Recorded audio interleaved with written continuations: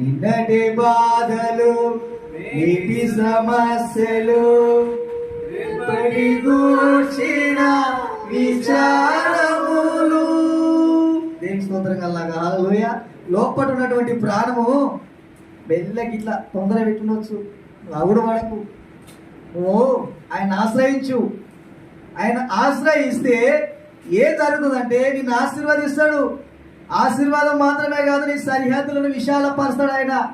దేవుని స్తోత్రం కల్లాగా హల్లెలూయా.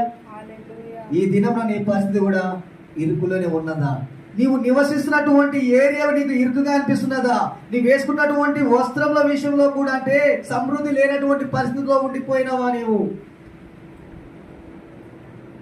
డబ్బుల విషయంలో కూడా నువ్వు ఇరుకులోనే ఉండిపోయినావా? ఆరోగ్య విషయంలో కూడా నువ్వు ఇరుకులోనే ఉండిపోయినావా? సంతోషం లేనటువంటి పరిస్థితిలో నీవు ఇరుకులోనే ఉండిపోయినావా? నెమ్మది లేనటువంటి జీవితంలో నీవు ఉండిపోయినావా?